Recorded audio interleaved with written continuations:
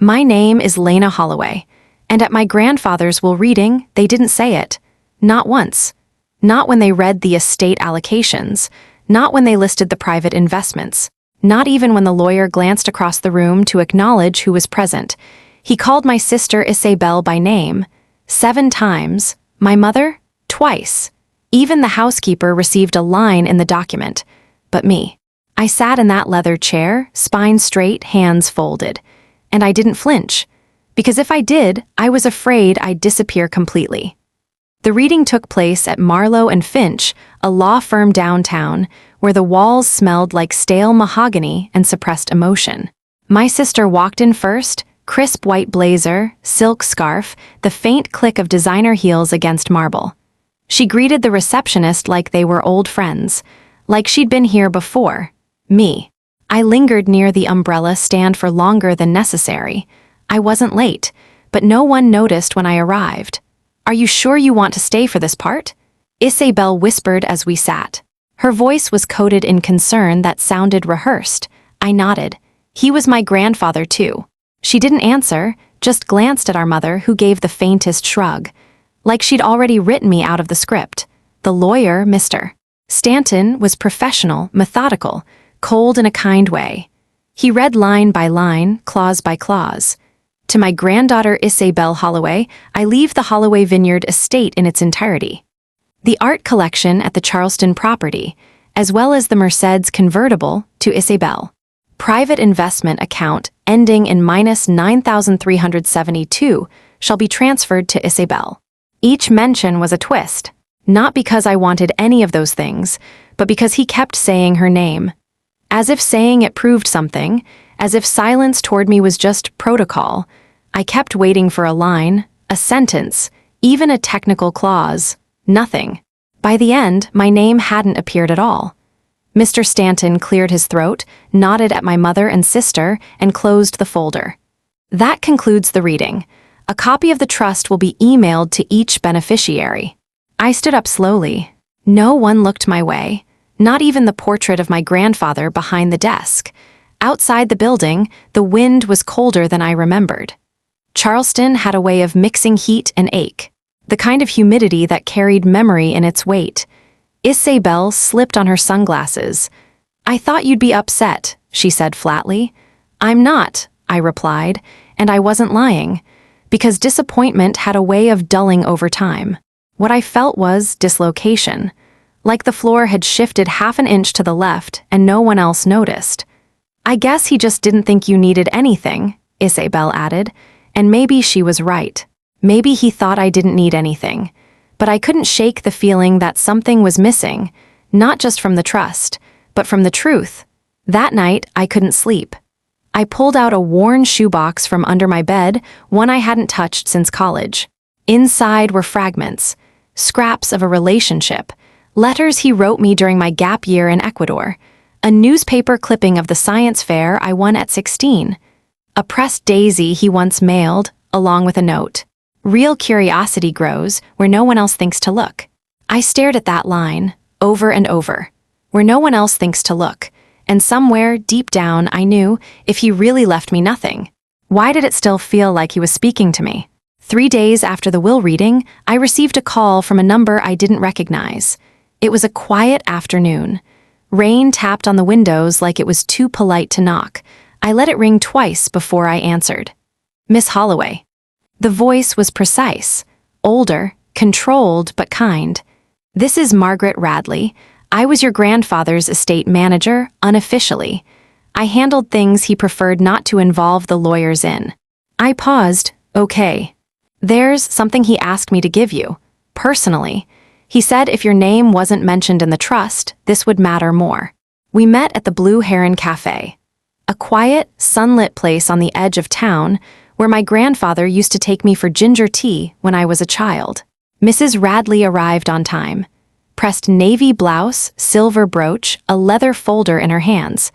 She looked like someone who didn't waste words or time. She didn't ask how I was, didn't offer condolences. She simply slid the envelope across the table like it was a chess piece.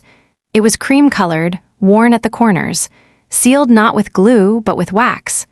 A faint H stamped into it, the old Holloway crest. I hadn't seen that seal in years. My hands hovered above it. What is this? She folded her arms. A journal, or pieces of one. He didn't call it that, but he wrote in it regularly. Said it was where he put his unspoken truths. That phrase made something clench in my throat. At home, I opened it slowly. Inside was not a full journal, but 13 loose pages, folded and bound with a faded green ribbon. Each page was covered in my grandfather's unmistakable handwriting. Blocky, precise, but slanted ever so slightly to the right, like he was always leaning into thought. But it wasn't the handwriting that made me freeze. It was the title on the first page, scrawled in ink, What They Will Never Say Out Loud. Underneath, a date, April 4, 2018, 3 years before he died, almost exactly the day he was diagnosed. The first few entries weren't stories. They were reflections, lines like, "There are ways to leave something behind without letting them rewrite it.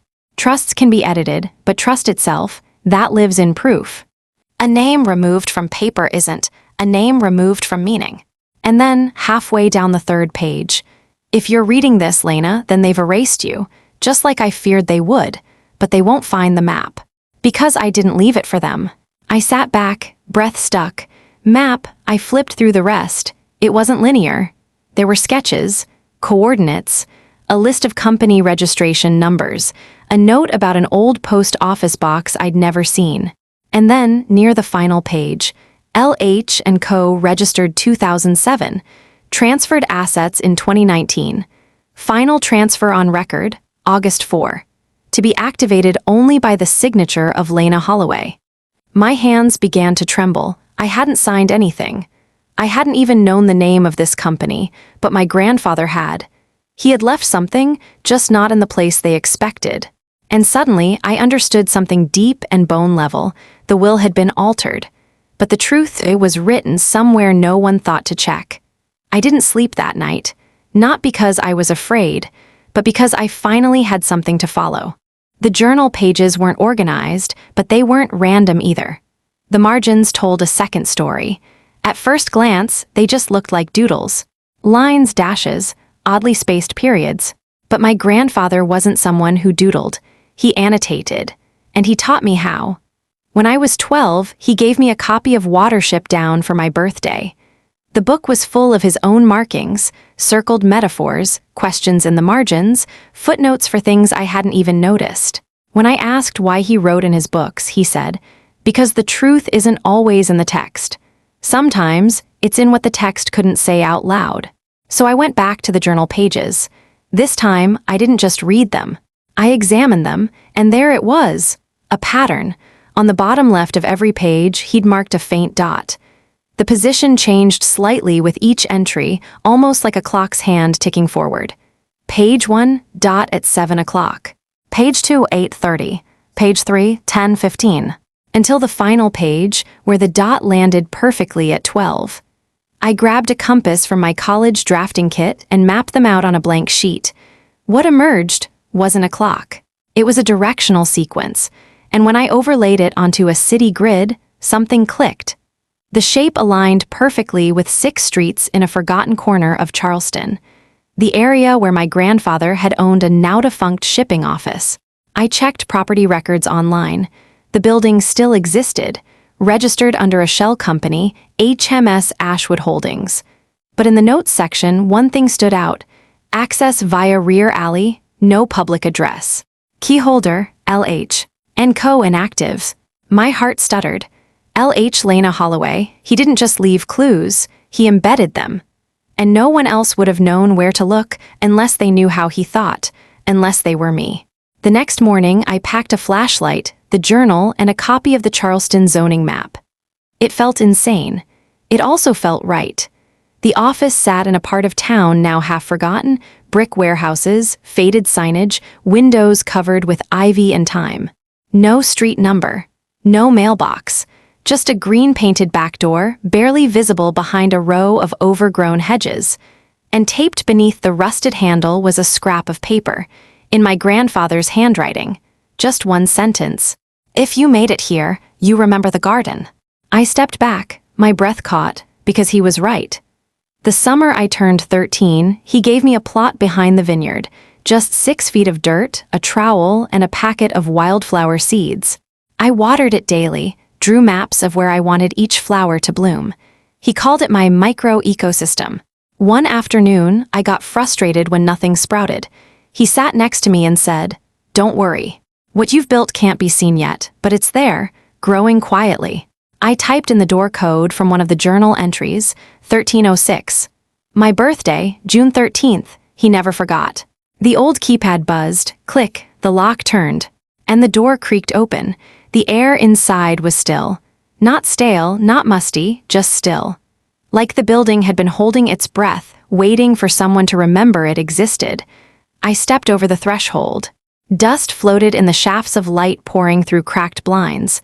The floorboards creaked beneath my shoes, and somewhere in the distance, a pipe moaned like an old man waking from a nap. There was no reception desk.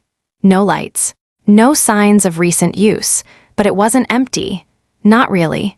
The front room looked like a shipping office from decades ago. File cabinets against the wall, maps pinned to corkboards, an old rotary phone mounted above a rusted filing tray labeled outbound only. But in the corners, a canvas drop cloth covered something. When I pulled it back, my breath hitched, a wooden workbench, and on it, neatly arranged, were a metal lockbox, a voice recorder, the old kind with physical buttons, a folder marked L, H & Co. preliminary filings, and right on top of everything, a yellow sticky note in his handwriting. "You were always the one who asked why." I sat down slowly. The workbench groaned under my weight, just like the one we used to share in his shed behind the vineyard. The one where I built my first science project, a DIY weather barometer using a balloon and a straw. He called it ugly brilliance. I called it Tuesday. The lockbox was heavier than it looked, no visible keyhole, just a 4-digit combination. I tried 1306 again, nothing. I tried his birth year, 1942. Still nothing, and then I remembered his favorite quote, one he repeated so often, it became a part of how I thought. "Growth begins at discomfort." I typed in 0624, June 24th, the day he was injured during his first environmental protest, back in the 70s. The day he said changed how he saw everything. Click, it opened. Inside were only 2 things. 1, a USB drive. 2, a letter folded twice, addressed in pencil. "To Lena in case they erased you." My hands shook as I opened it. By now, I assume you've read the trust. Or, more accurately, the version of it that survived their edits. What you don't know is this. 2 months before I died, your mother and sister came to me with an ultimatum. They said if I didn't reallocate the estate to favor Isabel, they'd cut you out for good. I told them no, but later that week, the original trust documents went missing from my safe. I filed a report, but nothing came of it. I suspect Stanton was pressured, maybe even paid. So I moved quickly. I had already set up a holding company in your name, quietly, back when you were in college. I kept it inactive to avoid attention. Then I moved the real assets there. Not the house or the wine, but the future. The patents, the conservation land, the grant partnerships, the funders I trusted. It's all there. Yours. All you need to do is activate it. Use the USB, follow the map, let the work begin again. And Lena, don't let them rewrite you. You were never meant to be erased. I folded the letter, tighter. Then I sat back and let the silence rush in. I hadn't cried at the will reading. Hadn't even blinked when Isabel got everything. But here, in this quiet space, they all forgot. I wept, not because I was vindicated, but because I was seen. It took me 2 days to open the USB, not because it was locked, but because I needed to breathe. On the 3rd morning, I sat at the kitchen table of my 1-bedroom apartment, the one no one ever visited, the one I had decorated with books instead of people. I plugged it into my old laptop. No password, no encryption, just a folder called for her. Inside were 6 documents: L, H & Co. Trust Activation Protocol. PDF. Annual Grant Reports, Holloway Environmental Fund. XLSX. Land Ownership Titles, Coastal Region Confirmed. PDF. Patent Bundle, Renewables 2017-2019. Zip. Funding pledges UN-backed. DocX. Audio message final. MP3. I clicked the last one first. His voice came through my tinny speakers, unedited and raw. Lena, if you're hearing this, you made it through the fog. I never wanted you to fight for scraps. That's why I hid the feast. They'll call it paranoia. They'll say I went too far, but they don't understand legacy the way you do. He paused, then chuckled softly. You always asked me why I double-checked locks, why I kept blueprints of places that no longer existed. It wasn't fear, Lena. It was memory management. People forget. Paper forgets. Systems get rewritten. But architecture, that endures. I closed the audio file and stared at the ceiling. The documents weren't just symbolic. They were legal, structured, audited, signed. My name was on every title deed. My digital signature had been set up 6 years ago. My email was the contact for fund disbursements from partners I hadn't even known existed. He had made me the executor of everything that mattered. But he made sure no one else could activate it, not without the key. And that key was me. One document in particular made my breath catch. LH & Co. Public Launch Plan. Projected start date, October 4, 2023. Status postponed, pending executor readiness. There was even a note at the bottom. If Lena is not ready, do not proceed. If Lena is coerced, suspend all movement. If Lena disappears, archive. If Lena arrives on her own, begin. I sat back, stunned. He had built this entire system on one condition, that I choose it. No obligation, no guilt. No performance, just invitation. That night, I drove back to the abandoned office. I carried the documents, the USB, the journal, and a key I hadn't realized I was holding all along, belief. I turned on the lamp above the workbench. Its golden halo poured onto the surface like something sacred. Then I opened the folder titled Land Use Designs. Inside were renderings, blueprints, community gardens, rain harvesting grids, a youth lab with solar panel roofing. Notes like, this bench faces west, for sunset journaling. Microscope kits for the quiet ones. Tears blurred the sketches. Because this wasn't just infrastructure, it was intimacy. Every line said the same thing, I saw you. I see you still. I didn't plan to confront anyone. Not yet. But sometimes, truth knocks without invitation. It came in the form of an email from the law firm. Subject line, Trust Addendum, Signature Confirmation Request. Sender, Catherine Rowe, Paralegal, Marlowe and Finch.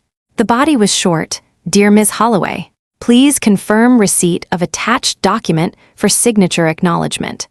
We are finalizing archival records and require confirmation of your understanding of Clause 9 revisions.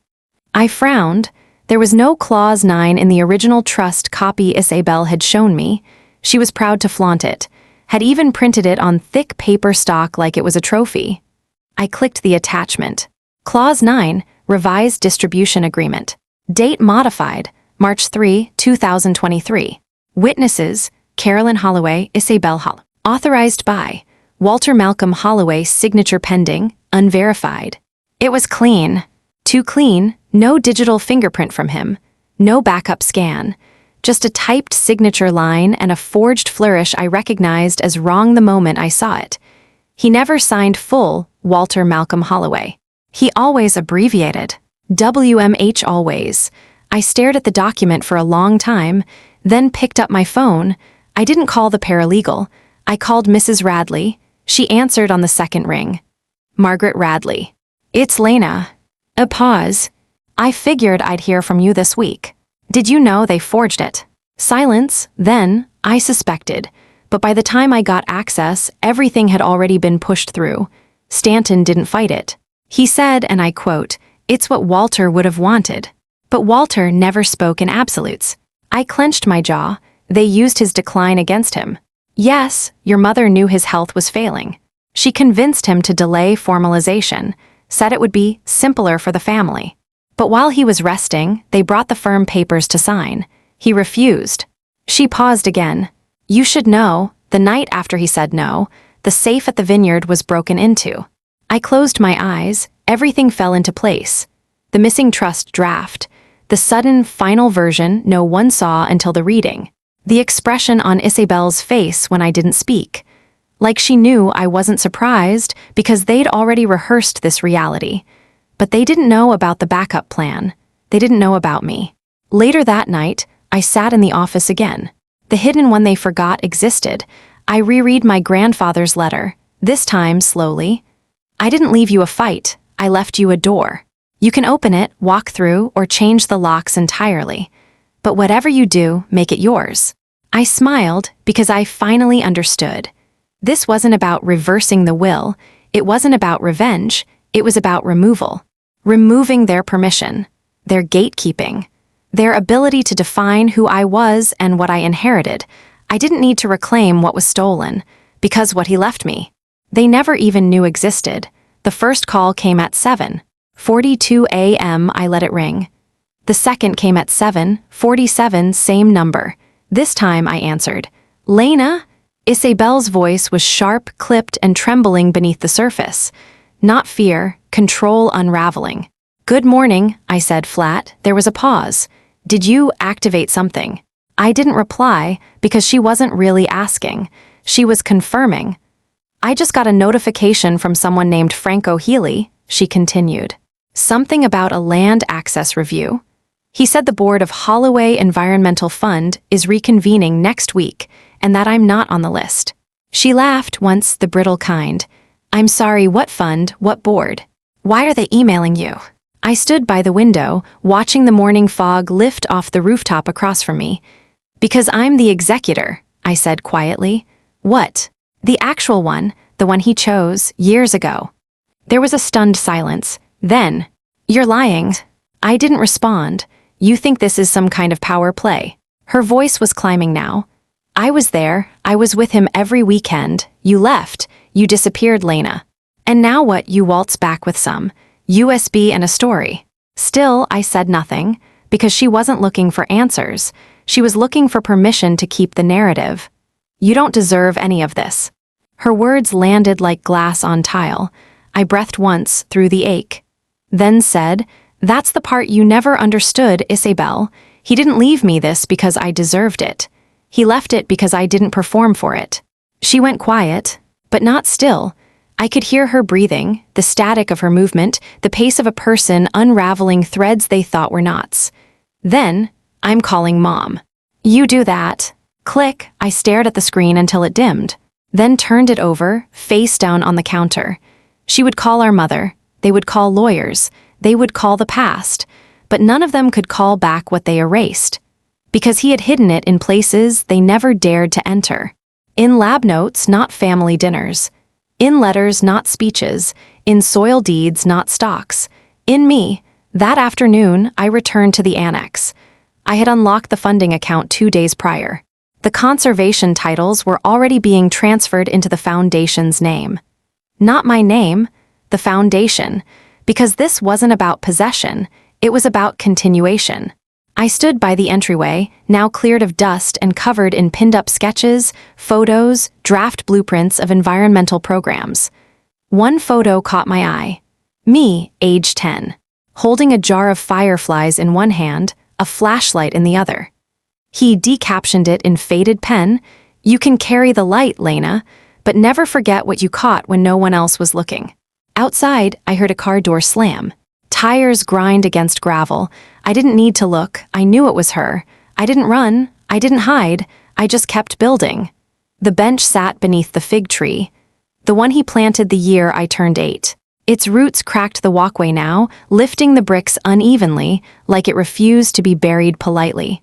It was quiet there, not the kind of quiet that asks for attention, the kind that refuses performance. I folded the letter twice. No envelope, no seal. I placed it on the bench, anchored beneath a smooth river stone we used to paint when I was little, still marked with a faint L and H in gold marker. Then I walked away. I didn't look back. Because some truths don't need delivery, they only need placement. The letter read, "To my mother and my sister. I'm not writing this to explain. You already have your version of the story. One that doesn't require my presence to remain intact. I'm not here to undo anything. I'm not here to beg, I'm not here to forgive, I'm simply done. You see, I spent years trying to translate myself into a language you would recognize. I tried to earn smiles with silence, respect with retreat, and worth with withdrawal, and in return you gave me erasure, neat, clean, convenient, until one man chose to remember me out loud. He didn't leave me riches, he left me permission to be full, to be exact, to be unchanged. He saw what you didn't bother to look at. And now I don't need to prove anything. I won't attend family brunch. I won't defend this in court. I won't fight over wine cellars or second homes. I have something far more permanent. Purpose. And unlike a will, it can't be rewritten behind my back. Lena, I heard later from Mrs. Radley that Isabel found the letter. She didn't take it, just stared at it for 10 minutes unmoving, then left it there, where wind could read it, where silence could keep it.